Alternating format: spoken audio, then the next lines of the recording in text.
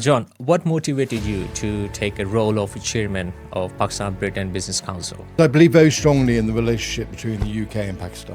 What are your plans to enhance collaboration between trade of Pakistan and UK? As I said, to build on what exists. Trade and investment relationship is important to both countries. So what benefits PBBC can give to young entrepreneurs and startups? But what do they want to do? What do they see that young people want? The age demographic that you have in a country. And everybody knows, the majority of Pakistanis are under the age of 30. We're discussing like 40 plus years in diplomatic experience. So how do you intend to leverage your extensive diplomatic experience to benefit PBBC? I network. John, any final advice? Speaking to them, yes. More importantly, listening. That is an art.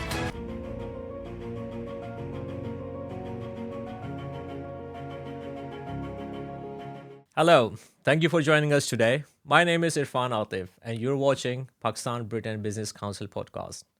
Today marks the launch of our very first episode and we are honored to begin with a distinguished guest who has dedicated over 40 years to the Foreign and Commonwealth Office. He has held numerous pivotal roles including British Deputy High Commissioner in Pakistan and British Ambassador to Nepal.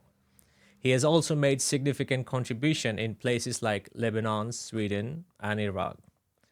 Since retiring from diplomatic service in 2021, he has taken on the role of chair of the founding board of the British University of Iraq.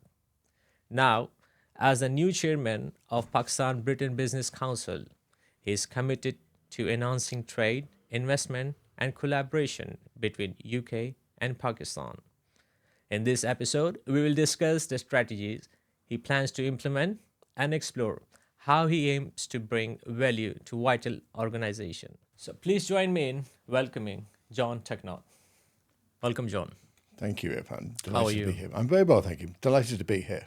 It's our pleasure to invite you here. So, John, first of all, congratulations for being a new chairman to PBBC. So how do you feel about it? No, I was very honoured to be asked actually by Rashid. It's a country that I've always been involved, have long involvement with from 2013 to 2016. A UK trade champion for Pakistan. Yeah. And so I know PBBC from then. And so, seemed natural to me just to, also take on this new role. All right. So, John, what motivated you to take a role of chairman of Pakistan-Britain Business Council? Because I believe very strongly in the relationship between the UK and Pakistan. It's very strong. It's long-standing, people-to-people ties. And the trade and investment relationship is important to both countries. And in this age of when economies are suffering throughout the world, to do what I possibly can do to improve those trade and investment links between Pakistan and the UK to the benefit of the economies of both countries, I think is a very important job and one that I'm delighted to be able to take on. It is indeed. So, what are your immediate priorities for PBC? I think my immediate priorities is to really have as I said, it's been some years since I was involved in Pakistan. So it's really understanding the current state of play of both the PBBC, but also of the relationship. And what is, looking at what the PBBC does, make sure that it's all aligned with its aims from when it was set up by Tony Blair and Musharraf back in 2004. And and then build on the strengths, build on what it has achieved, take it forward into the future. Perfect. So, John, what are your plans to enhance collaboration between trade of Pakistan and UK? I think, as I said, to build on what exists. All right. There are some very strong ties. But I think it's also about looking at new sectors, new fields of activities, to look at what else can UK and Pakistan do together in terms of trade and investment.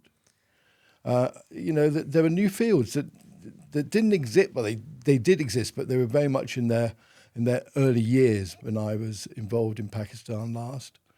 But there are things, that the environment, climate change, green technologies, that type of thing, decarbonisation. That's very important these days. Yeah. Oil and gas is not going to be oil and gas is not going to disappear overnight. Exactly. Let's be honest. Yep. But countries have got to start thinking and planning for the future. When oil and gas is no longer going to be a mainstay of people's economies, and that goes for every country in the world, and that is a challenge. How do you go over to new technologies, solar, wind, wave, biomass, all that type of stuff, that green technologies that allow industries to grow? That is also going to be a long journey. But John, how you can boost this trade and investment? Of course, in past years we saw that trade and business is going on with UK and Pakistan and in very good terms. How you can boost this trade? I think I think the biggest role that PBBC has is to listen to the membership, listen to what companies want, ask them, what do you want this organisation to do? What areas are you interested in? As you mentioned, I mean, I'm involved in education in Iraq, and one of the areas, it's just not the university. We're also through a supporting organisation, we are also looking at things like skills training. So what do we need to do to equip the future people of Pakistan for the future jobs that are going to be out in the market? And that is, not every single young Pakistani is going to go to university. Far from it. Yeah.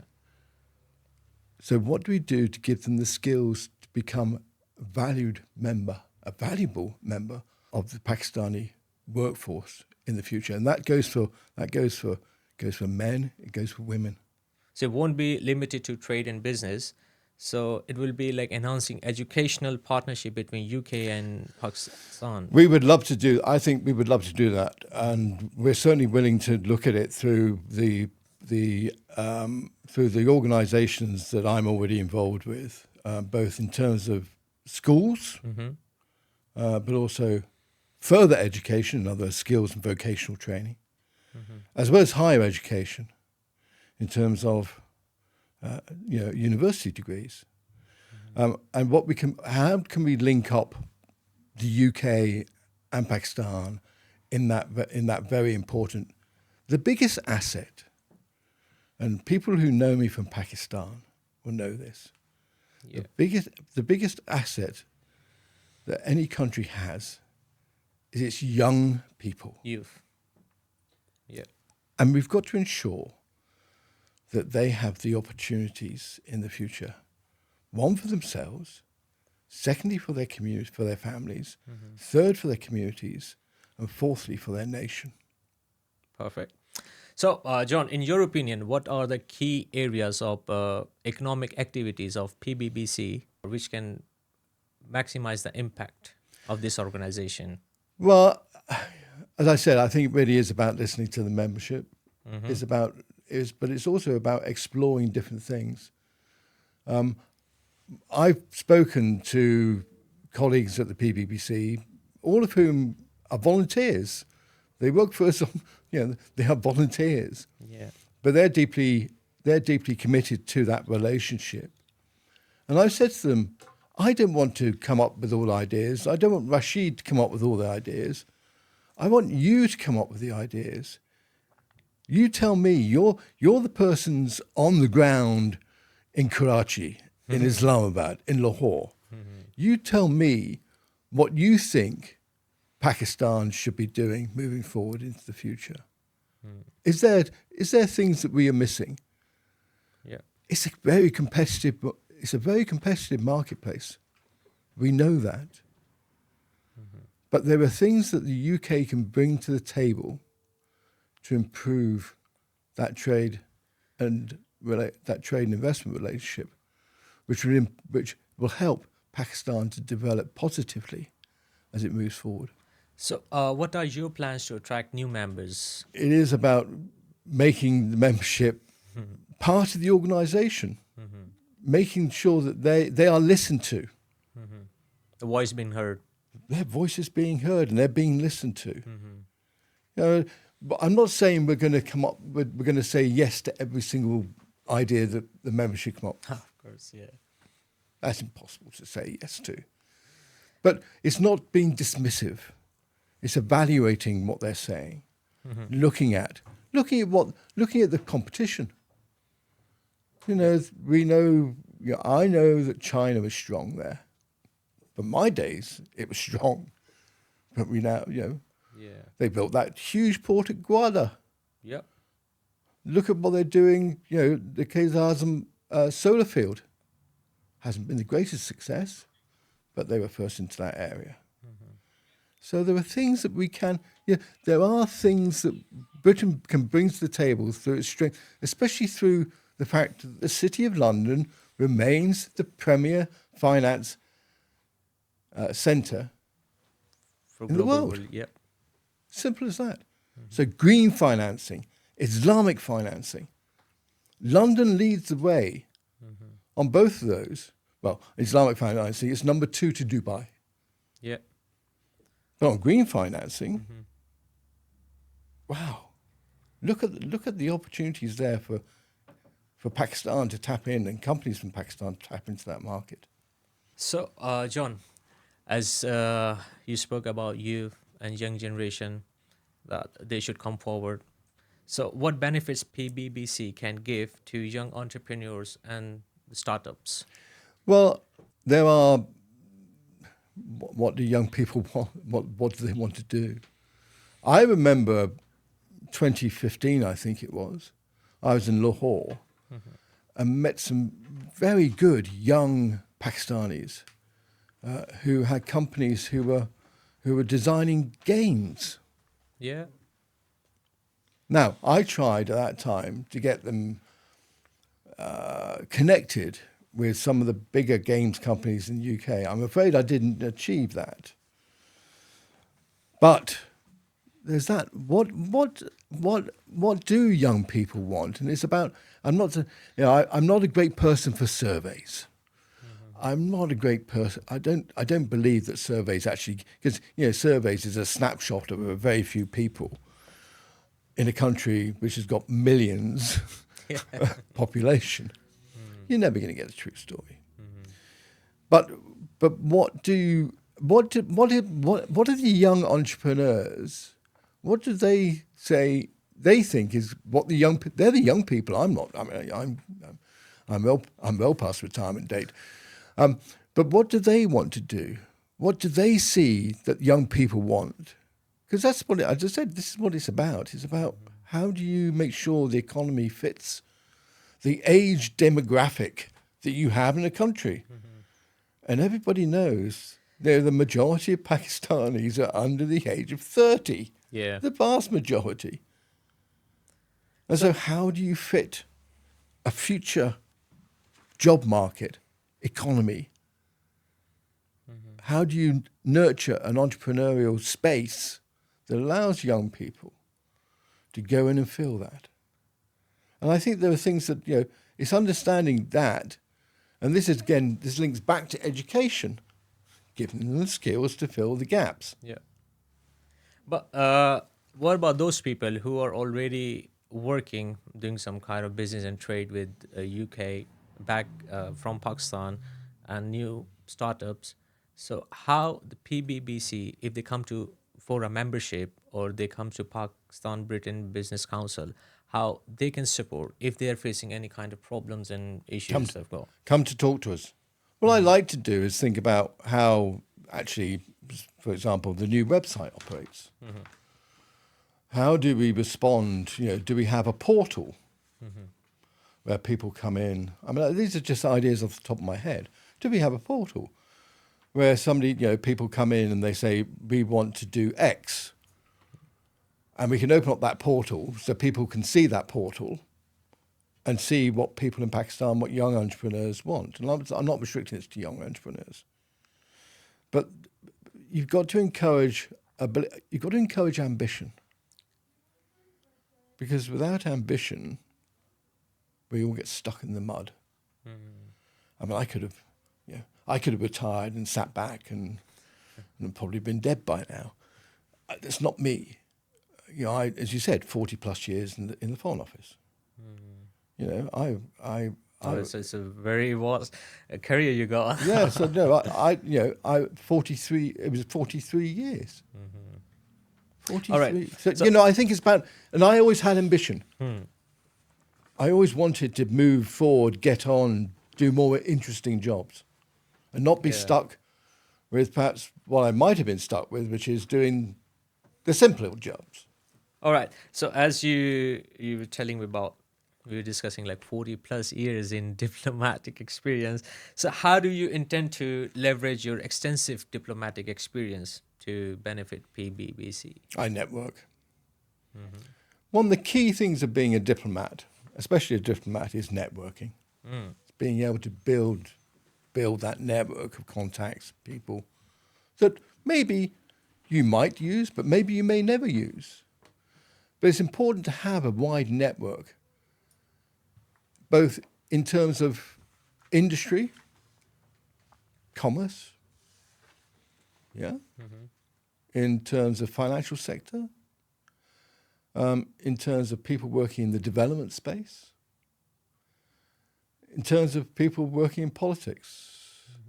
So, you know, they probably, I don't know, they may remember me in Pakistan, some of the politicians. But, you know, when I was there as Deputy High Commissioner, I organised a very successful visit to the UK by current Prime Minister Shehbaz Sharif. All right. Trade and investment visit. Hugely successful. Hugely successful. Well, that's good. But, you know, it was getting him seen by the right people, allowing him to put forward his message. So I think there was a real job for me to do, is to talk to senior leaderships in Pakistan about, you've got to get out with your message. What is Pakistan offering? Because, as I said before, it's a very competitive marketplace out there. And the countries who are successful in developing their economies get their top people out there. And connect with... Connecting. Having those talks, getting ideas, and thinking about not standing still, because standing still you'll die. And you'll never catch up. You will never catch up. You've got to be, in a way, you've got to be ahead of the game. Because there are a lot of developing countries out there who will be doing exactly the same as Pakistan. Doing exactly the same. They'll be thinking about, good Lord, what are we going to do now? And it's the politicians who've got to have a vision. It's my job to talk to them about, you know, you've got to come out and speak. So I'm hoping, you know, for example, this, at a future podcast with PBBC, we can get a politician, be it UK and Pakistani, to discuss that relationship. A Pakistani politician to come on and say, this is what we need to be doing. And get that out into the space, get that out into the public space. Because there's the news bouncing around the world is just so much. You know, the social media these days. Social media, we're all on social media, but I have a certain view of social media. The internet is available to a lot of people, but it's not available to everybody. Yeah? So you've got to be able to get out and speak to, you know, politicians in Pakistan should be speaking to the young people. Which is not happening. Well, it doesn't happen in a lot of countries. Speaking to them, yes. More importantly, listening. And that is an art. That is an art, is listening. Because if you don't listen, you're deaf. Well, that's quite a learning here. So, where do you see next 5 years PBBC platform working with Pakistan and UK? I'd like to see it grow, obviously, and I'd like to be, head of an organisation that is delivering.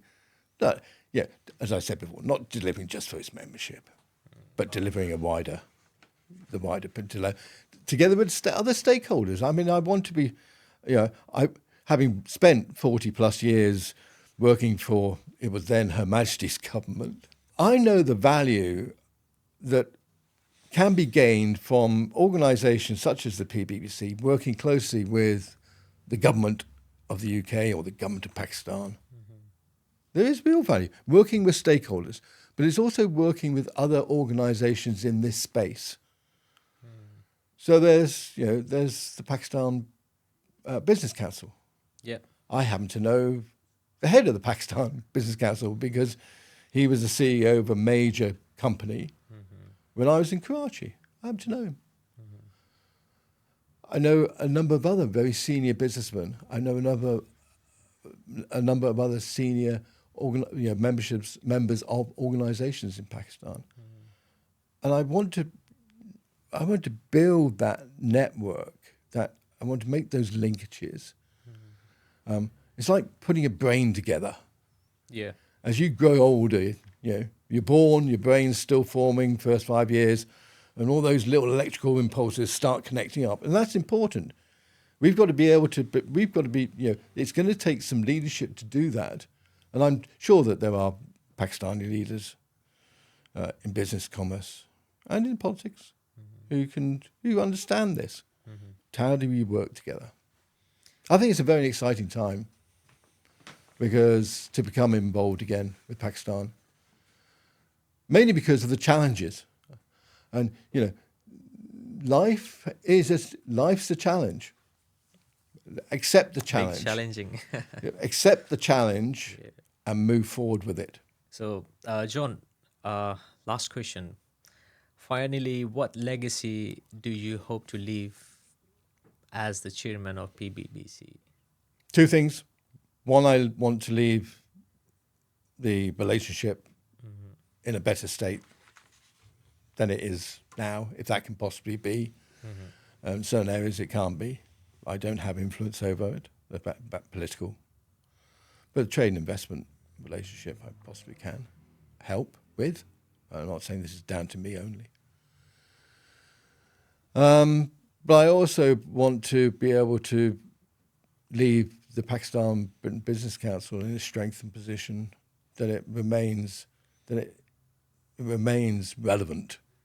Well, the ideas which you have discussed and the strategies are up. I hope so. PBBC will nourish in the future, and that's really good. Like we discussed, connecting people, businesses, top tech companies. John, any final advice? No, I mean, speak to your friends, speak to your families out in Pakistan, speak to the young entrepreneurs, and say to them, come forward with ideas. Let us know what you want. I know a lot of elderly businessmen, and they may have a view, they may have a thing, but unless their young people, their young family members are saying, well, Dad, we should go down this route, and they're listening. That's good. Some older, I know this from some older people think they know best. It's not always true. Be open to new ideas, be open to challenge. Something I learned, people challenged me when I was ambassador about decisions that I took. I'm happy to be challenged. Don't be scared of challenge. Don't think it's an undermining of your position. It's actually a strengthening. And I think that's what the secret of your success. You accept challenges. Can I just say thank you very much indeed again for inviting me to be here pleasure. today. It's been great. And thank you to my colleagues at the PBBC. And I wish you actually success with the London Media Lounge. Thank you so much. And I'm hoping actually when we get visitors over from Pakistan that you will take the opportunity to speak to them as well. Sure. So thank you very much indeed again. Thank you, John. Well, thank you for tuning in today.